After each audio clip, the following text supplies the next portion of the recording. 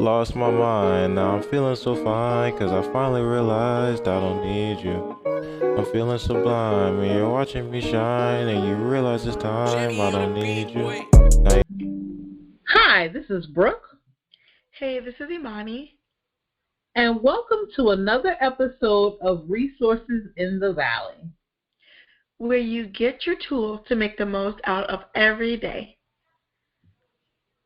How's it going, Imani? How's your week start? How's it going? What's new? Holiday season is never ending, so soon as one ends, like the next begins, you just have this huge, crazy snowball effect until New Year's Day. So I'm just in the midst of that. How's your week going? Everything is good. We had a wonderful Thanksgiving, and now we're rolling into Christmas. So, just getting prepared for Christmas and, starting, of course, the decorating of the house and all of that stuff for the kitties. So, and of course, the end of the year. We are literally looking close to about 30 days out. So, here comes 2023, ready or not. So just to clear up this debate I've seen online, you're not a decorate for Christmas before Thanksgiving person then, huh? Because people decorate for Christmas like October or November 1st. No, no, no, no, no, no, no, no. We decorate for Christmas the day after Thanksgiving or the week after Thanksgiving. So since Thanksgiving was last week, we took our Thanksgiving items down the weekend after Thanksgiving, and we're now starting to slowly but surely put up the Christmas stuff. Now, I can't say I don't love Christmas because that's not it, but I have saw this debate, and I don't understand why we're decorated for 2 months. Like I don't, I'm good on that. No, it's too much. It's already, we know it's coming. We know that we remind the children you're not getting anything until Christmas. But decorating 2 months, I was thinking about it because I was like, how would that be having Thanksgiving with like Christmas decorations up? And I'm like, no, I love fall decorations. So like poinsettias and the stuff that's like Christmas, I don't want to see that. Like I want to see my mom's. I want to see the orange leaves and brown leaves. Like I want to see that stuff for a little bit. It's very quick. I do enjoy my fall things. Meanwhile, the boys have had their little mini tree up for like months now. Yeah, no. My sons are already hot because I won't get a real tree. They're hot. They're like, you won't get a real tree for us? I'm like, no, the house is small. You're getting a little itty bitty tree on top of this thing here. It looks like a big tree when we put it on top. When we put it up there on top of this wild cabinet, it looks like a nice big tree. But that's all you gonna get. Well, no. And don't get me wrong, like I love big trees and all that stuff, but no. Like I do like Christmas. I just like the time of the year. Like I'm about family and like getting together with friends and family and giving. Like I like that part of it, but I do think it's a little overrated. But it's a lot. It's a lot. It's a lot. We were just talking about the houses that have the music with the lights. We love them. We go see them every year. Thank you for the people that pay for high electricity bills to entertain us. Thank you. I'm never going to do it.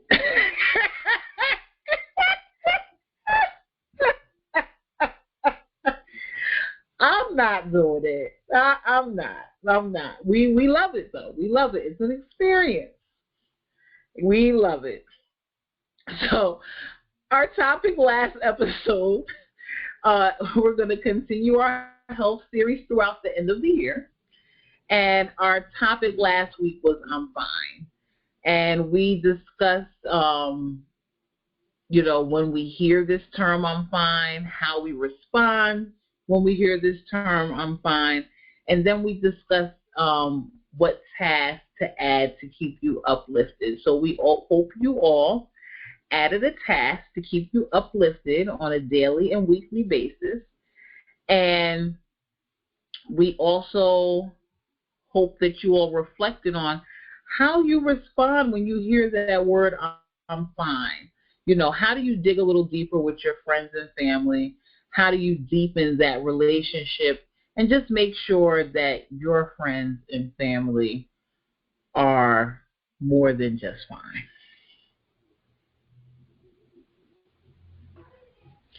Absolutely. I think personally the way I responded to the call to action was to replace some of my tasks with gratitude and just thinking about that, taking a look at how I'm feeling, how I'm doing, and then putting some action behind it if necessary. So sometimes I might feel like an interaction I had with somebody wasn't clear or pleasant, and the toxic side of me would say it doesn't matter, but the healing, uplifting resources in the valley side of me says that sometimes you got to put your big girl pants on and gain clarity, and so that's one thing I've been practicing. What about you? How did you respond to the call to action from last week? Well, what I decided to do is just kind of reflect on certain situations, certain conversations and things of that nature, and just making sure that I'm more intentional, like with my friends and family, and that I am doing, that deepening the conversation, asking the question, are you okay? Is there something that you need to talk about? Is there something that you need to get off your chest? And then also what I liked, one of the things that you brought up was, people don't think that you have time to hear them. And I wanted to kind of open up that door and say, I have time. I have time to listen to you. You have my undivided attention. I'm here to listen to you and what you have going on. So then that way I can make sure that, I am gut checking, heart checking, making sure that, my friends, family, and loved ones are truly okay. Because if nobody asks, then you have to start to ask the question, well, if you don't ask, then who asks? And I don't want my friends and family to kind of be out there and kind of feel alone and things like that. So like I said last episode, I feel like it's our job to dig a little deeper, but I want to make sure that I'm being more intentional on digging a little deeper, when I am having these conversations with my friends and family, and making sure that, that they understand that, number one, that I care, and that, number one, that I'm here to, here to help you, here to listen to you, and here to make sure that you're okay, and that I have plenty of time to, stop, pay attention to what you have going on, and that it's not too heavy, and that it's okay to open up, because I'm here to hear. I'm here to listen to you. So that was what I wanted to make sure, in my relationships and conversations that I have with my loved ones. I love that you made your call to action others focused because, that's really what it was about. So let's jump into our topic for today. So excited. This week we're going to be discussing the root of mental health. I love this topic because we really live as a result of root issues, and we don't always think of it that way, but everything that you do, it traces back somewhere. So it's important to look at the cause where issues start. We need to reflect and see how we feel about things and see if we can identify the root of why do I snap when this happens, or why do I take work feedback personally and tear myself up at home about it. What do you see when you look in the mirror? All these pieces are just very important, not only because they make up who we are, but I think if we really attack them at the root, we might be able to change and improve upon that and change who we become. The more aware you are, the more self-aware, the more control you have over the things you can implement and changing how you become. So the topic is called the pretty little picture frame. What does pretty little picture frame mean to you, Brooke? Well, the pretty little picture frame means to me that frame that we kind of, the persona or the image that we present to others. What is that picture that you try to present in life to other people? What is in that picture? What are the pieces to that picture? What personalities are in that picture? What feelings are in that picture? What goals are in that picture? What is it that you present to others when in all reality, and versus the things that you don't present to others? And to me, the reason why this episode is called The Pretty Little Picture Frame, and we are discussing the root of mental health, is because a lot of times mental health issues come from us trying to put on a front. I don't know how else to say it, without, I'm not a sugarcoat. I don't like to sugarcoat things, but it's because we put on a front, or we want to put on this face, or we want to put on this picture, in this frame, or we want, our family to look like the frame, everybody's sitting, like you're here, you're there. We all have the matching outfits. We all have this, we all have that, with Christmas coming up. We all have matching pajamas, So, these are the things that we put on, to present to other people. But in all reality, these aren't the qualities or features that we really value in life, to keep us mentally straight, spiritually straight, physically straight. But we're still trying to put things in that picture frame.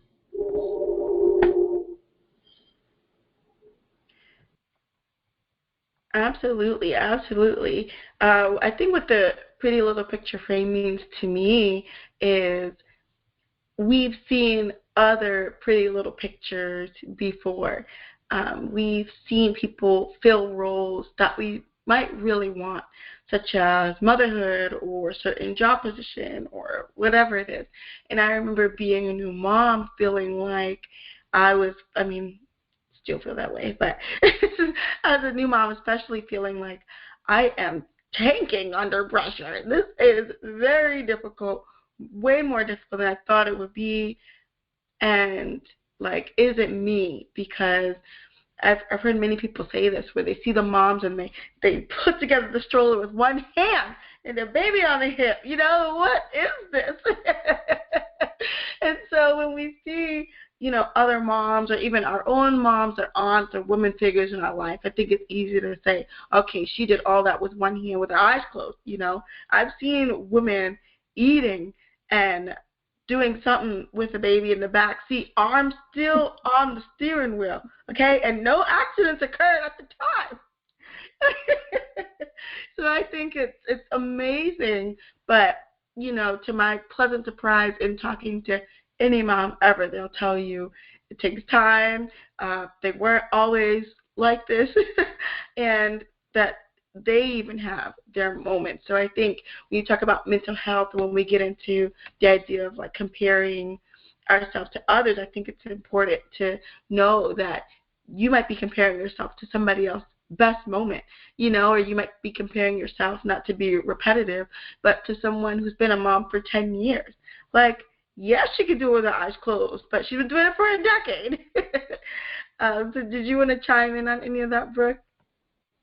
Yeah, no, definitely. It takes work. It takes work. It takes effort. It takes practice, you know, and a lot of times we are comparing our day one to somebody else's highlight reel or somebody else's day that they, you know, got all jazzed up and they planned this day out for weeks and months and, you know, and we're just walking out the house, you know, just trying to get through the day. So, like, I think comparison is the thief of joy. And we have to remember that because that's where a lot of mental health issues stem from, comparison, you know. And one of the things that we wanted to discuss today is, you know, what do you see when you look in the mirror? One of my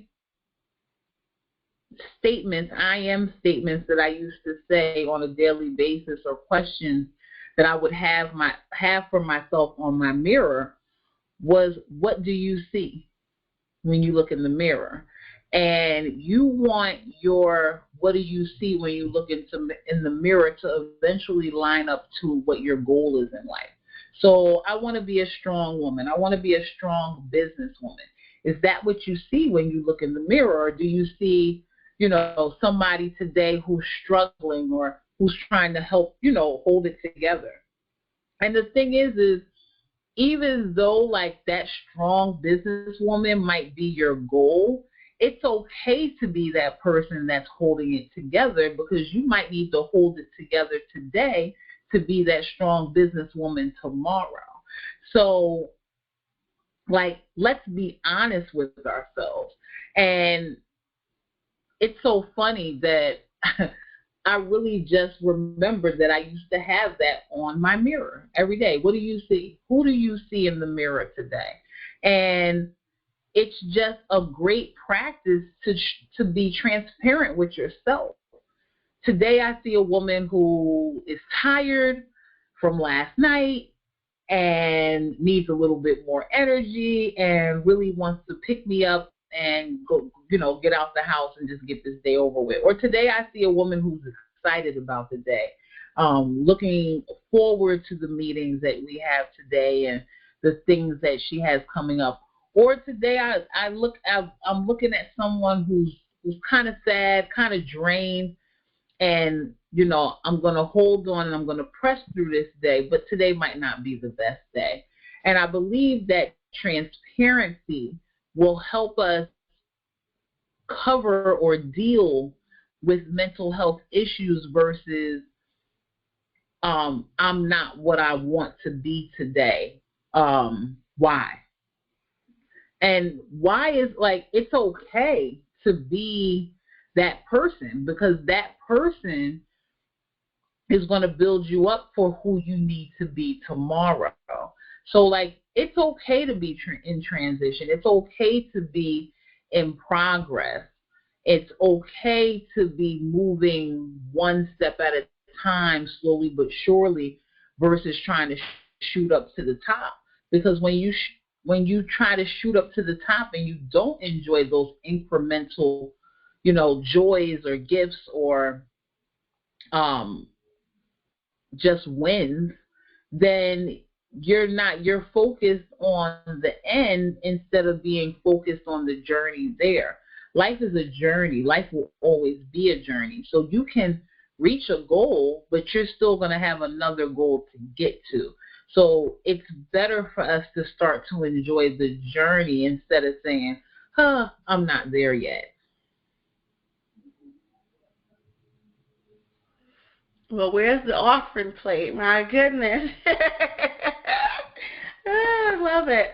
And I think another thing I really admire that you said is when we look at other people, we have an image of them, but we don't really have an image of ourselves because we see the minute by minute experience of our lives. So someone could tell you, you're so inspiring. And you're like, man, I just cussed out 4 people on the way over here. What do you mean? You know, I think in the same way that we have this image of this person is so patient and gracious, I think it's important to see that all of us are sometimes incredible, and sometimes how we feel matches up with what we're putting out into the world, and sometimes we mean a lot to other people and we've impacted many other people, but we may feel like our day-to-day not necessarily lining up with that, but your impact is the same. That impact is still happening. So speaking of impact, let's talk about our phenomenal woman of the week. None other than one of my most favorite actresses. I mean, crying all the time. Queen Latifah, also known as Dana Owens. Brooke, you want to give her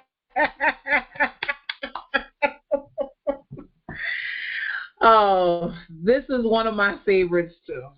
She is one of my favorites. She has been one of my favorites probably since I was in 6th grade with UNITY. And that was well over, 20, almost 30, or close to 30 years ago. I love Queen Latifah. I just really do. I love her music. I love the roles that she plays, the acting roles that she plays.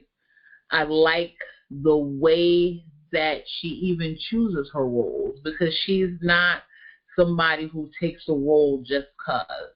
She takes a role because it has a deeper meaning, or it has a deeper story, or it has a deeper strength to it, or story to show.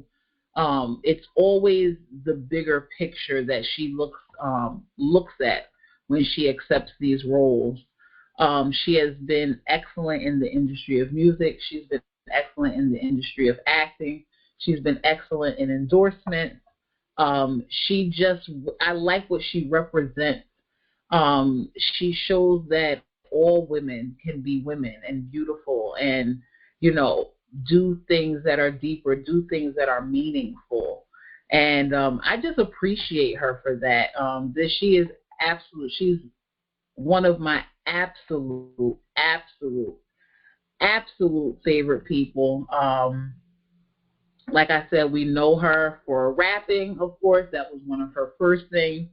And then she went deeper into acting, and she has quite a few endorsements. And she's also done quite a few things in the community. What is the thing that you remember her the most for, Imani? Let me tell you what I love about this woman. I think what I love about most of my favorite actors and actresses is that they play the same role or a similar role in multiple movies. So it doesn't matter if they're rich or if they're playing someone who's maybe not rich, or if they're playing a mom or whoever. And the character type that she plays is always going to give it to you straight. It don't matter if she's rich and affluent, like in Last Holiday, which I love, or hood and about to trash your house and bringing down the house.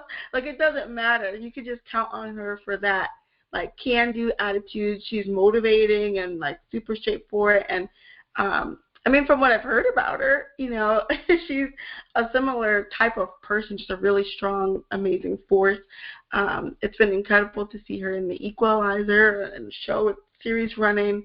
So I think also with our themes that we've had in our podcast, you don't have to be in one box. She didn't just come out and say, I'm going to do music and just that, or I'm going to do acting and just that. And who knows what other passions in life she may have, but her life is definitely a big sign that's illuminated that says, go after your dreams. If you're looking for a sign, here it is.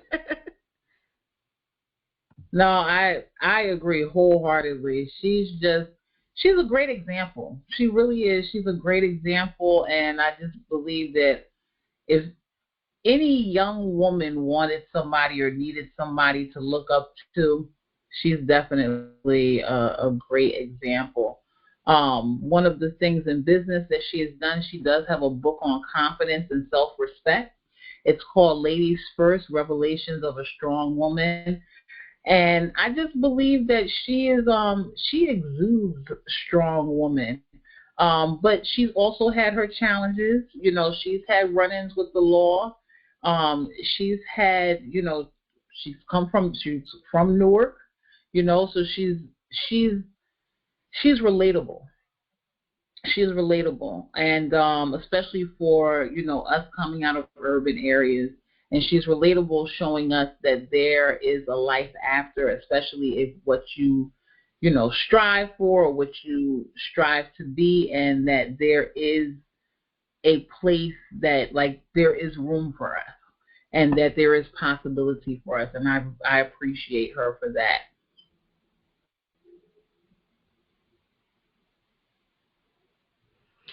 Yes, absolutely. So thank you, Queen Latifah. we honor you today and every day.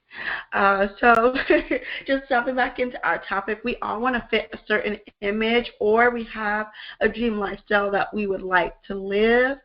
And let's dive into what we do to find a healthy way to move toward your mental picture frame. I think, like we talked about, comparison, avoiding comparison is really important. Try to look at those images or videos or lifestyles of people that you want as inspiration, that it's attainable. Someone's gotten the degree that you want. That means it can happen for you. Someone's gotten some of the dream roles that you would like to have in life. That means it could happen for you. So just look at it as motivation. And like we talked about in previous episodes, did they write a book about it? Did they do a podcast about it? Do they have a website or blog detailing their journey? Sometimes some of these people that you admire, when they're first starting out, will have you DM them and they will answer you.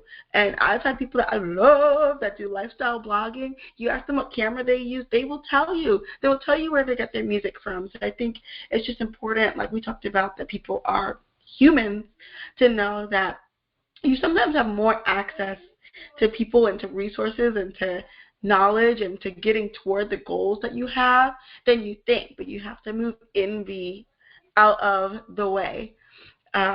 So I think that that's one big thing. And another is just the more confident you are in yourself, the more other people's success doesn't threaten you. And I think it just comes with knowing who you are. If you've forgotten or if you feel like you've changed over time, then going back to see, well, who is that person? Who is that person? And that's why, like I referenced last time, I love that book, She's Still There, by Crystal Evans Hurst, because she talks about how, you remember who you used to be years ago and last year and before this situation happened to you. And now you're left with the pieces of the fragments of who you used to be, but maybe she's still there, the woman who had that dream or the woman who had that goal, and focus on affirming her and encouraging her and helping yourself to blossom and put those pieces together into something new, into something beautiful. And you never know who needs to see that picture. What about you, Brooke? What do you do to find a healthy way to move towards your mental picture frame? Well, one of my things are celebrate your small wins. Celebrate the small wins, and I'm talking of like the smallest win. Like, I made a phone call today. That phone call that I made was a movement in the direction that I want to go to. That checklist that I made today is a movement in the direction that I want to go to. or that email that I wrote today, or that letter that I wrote today is one step in the direction that I wanted to go to. And just enjoying the journey of life, because I believe sometimes we get so caught up with our goals, or we get so caught up with timing. There is no time limit on the things that you want to do. There is no deadline. There is no time's up. Like, you don't have just this time to accomplish this thing. Like, you have as much time as you want to accomplish this thing. And because you feel that your time, comparison is the thief of the night, is not equal to someone else's, does not mean that you're not moving in the direction, in the right fashion. And everybody's journey looks different, just the same way everybody's outcome looks different. So, like I said, first of all, avoiding comparison. That's number one.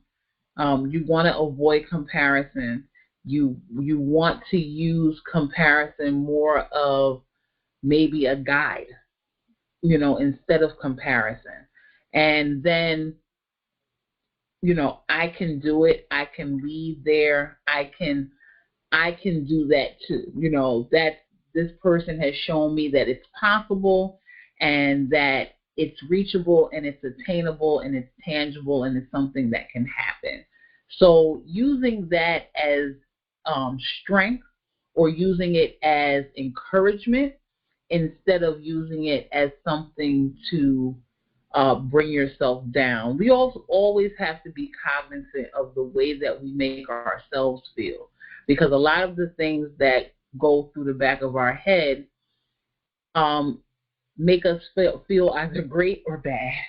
And we have to kind of control that and limit that, and kind of twist it in a positive fashion, so then that way we can be more progressive in life, because the more that we feel good about ourselves, the more we move forward.